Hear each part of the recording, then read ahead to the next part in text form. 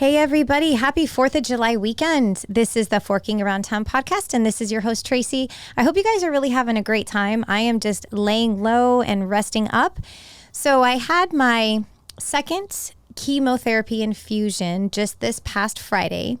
And, it's so far, it's been okay. I've been told by a lot of people that each one can be very different. I did pretty well with the first one, as I talked about on last week's episode. Just a little tired at first. And, I noticed that hunger was an issue for me. I could not eat for about 5 days. And I lost 7 pounds in less than a week. And I was really nervous when I went to get weighed this second time around, because I thought, oh my gosh, I don't want to get, I don't want to lose too much weight, because then it starts to become a little bit of a problem, so I've been told. So my weight actually had stayed the same, so I was super happy about that. So now I'm starting to really learn these patterns and kind of understand how my body's reacting to everything. So it's been great so far. I did a few things differently this time around. I made sure to really prepare ahead of time.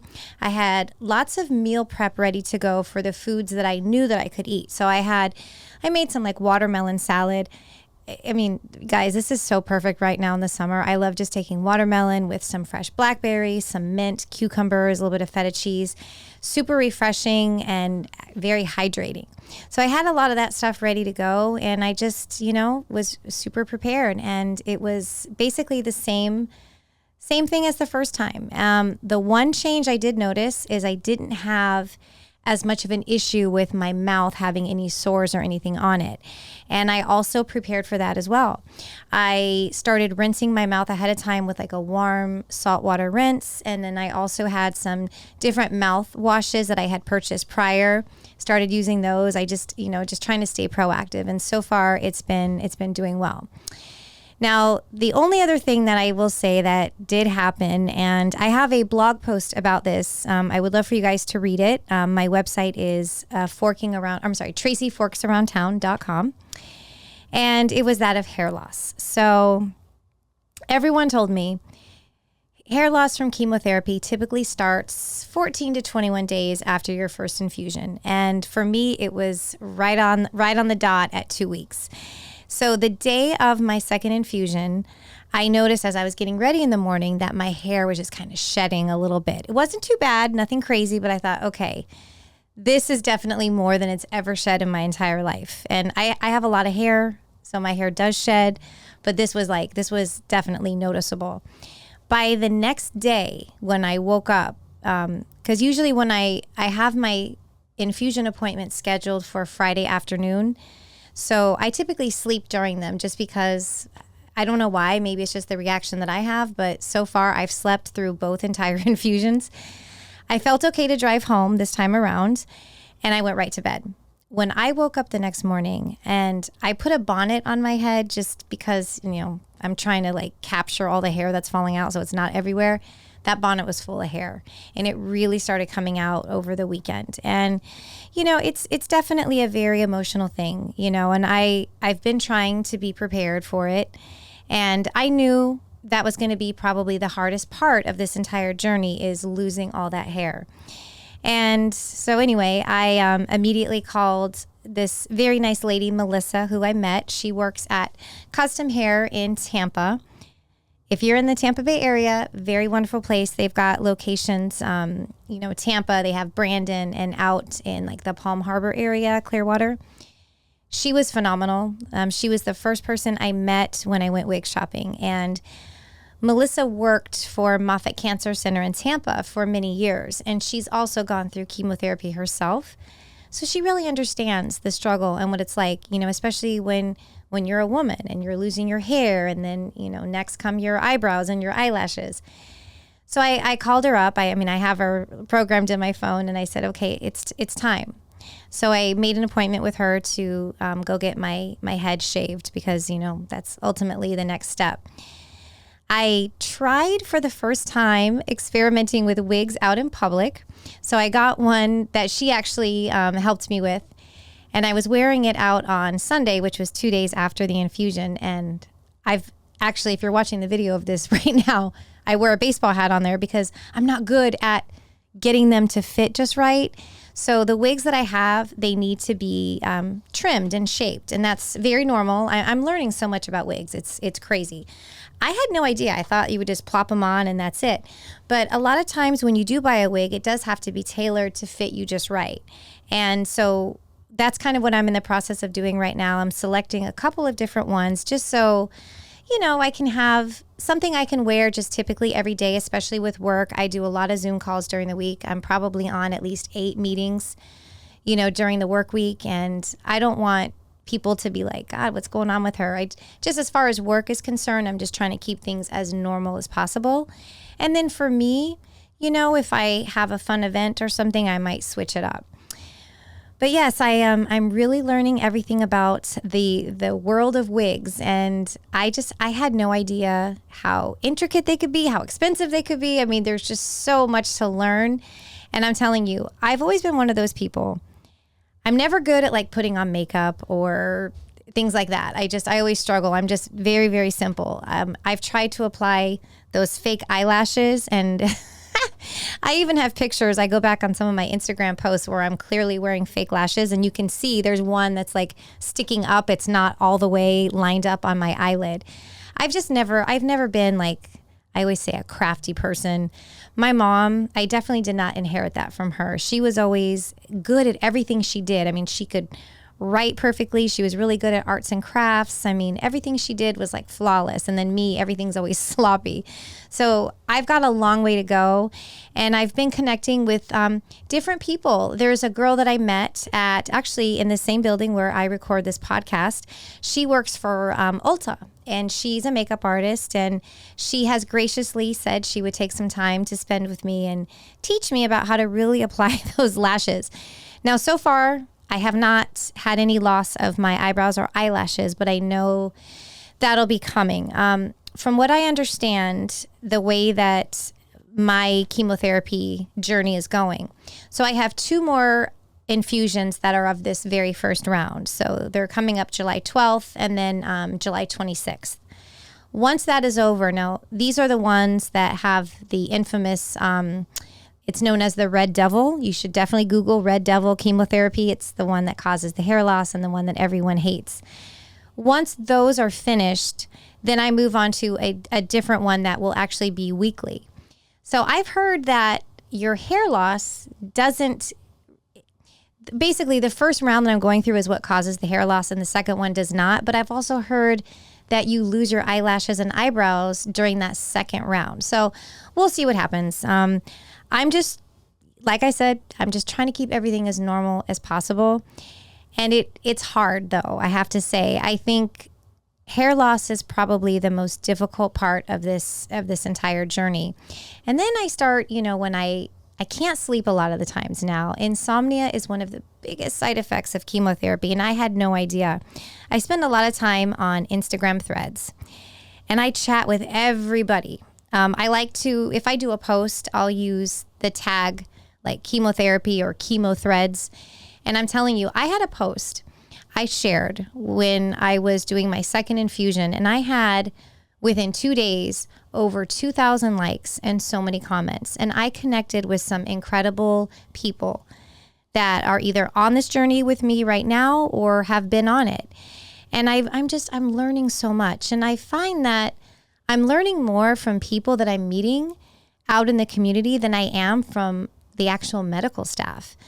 And I guess, it's hard. Nurses have so much going on, and they can't really answer questions because they're not doctors, and I understand that.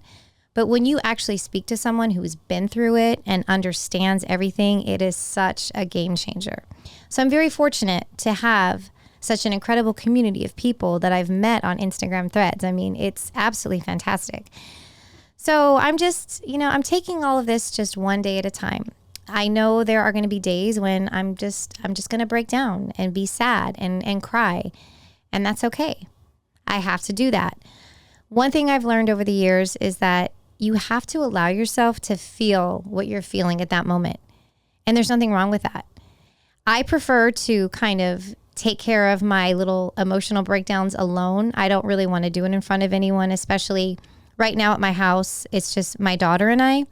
And she splits her time between well, she's been dog sitting constantly. So she's never even at my house or her dad's house. She stays the night at different people's houses who she dog sits for.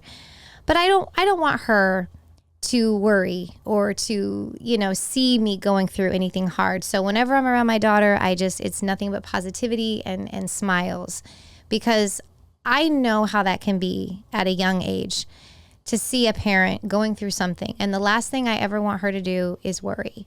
And so far we're doing good. And, I have had a few moments where I just go sit in my room and I just cry and I get it out. And then I feel better after. Because I've learned that when you hold on to things and you don't deal with them at the time, they just get worse and worse. It's kind of like having a cavity. If you don't pay attention to it, it's just going to turn into a root canal. So you got to deal with it at the moment. So other than that, I'm still really trying to just maintain life as normal. There have been some really incredible things happening to me over the last week that I'm excited to share. I had a lady reach out to me on Instagram, and she has a breast cancer conference coming up in October, and she asked me to be a speaker. So I'm super excited about that.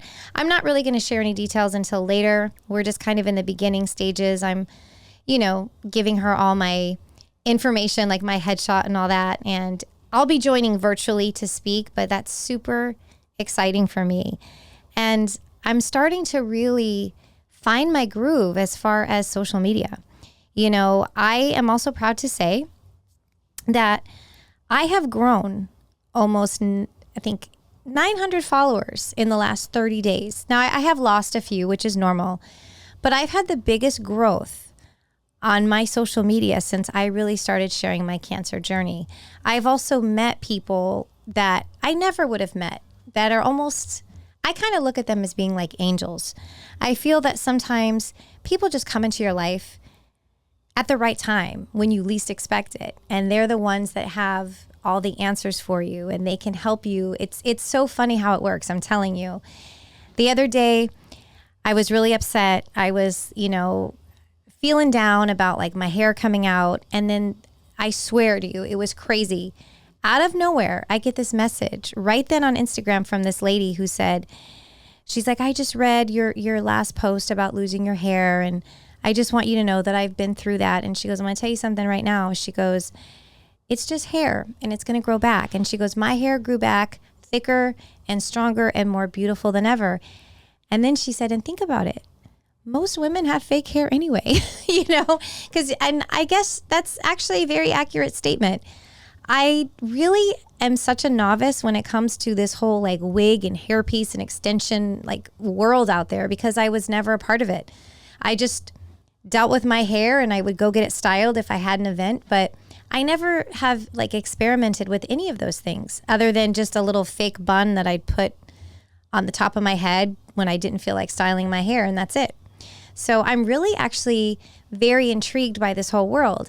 And as a matter of fact, I started looking at some different companies on social media that feature different wigs. And you know how it is. Instagram knows everything that you're going through because everything's going to start popping up on your feed. As soon as I log in, all I see are things about breast cancer and wigs and all that kind of stuff. So I reached out to another wig company and just on a whim, I just said, hey, I was looking at your collection. Everything looks wonderful. I'm going through this journey right now, and I'd love to see if we could perhaps collaborate. Without a hesitation, they wrote me back and said, send us, all your stuff here. And so I did. So I'm really, truly trying to turn lemons into lemonade during this period of time. And it's weird to say, and I can't believe I'm going to say this, but it's almost like this happening to me truly is a blessing, because I am meeting people, I'm doing things that I never imagined, all because of what I'm going through. And I've always been a believer, and I say this almost on every episode.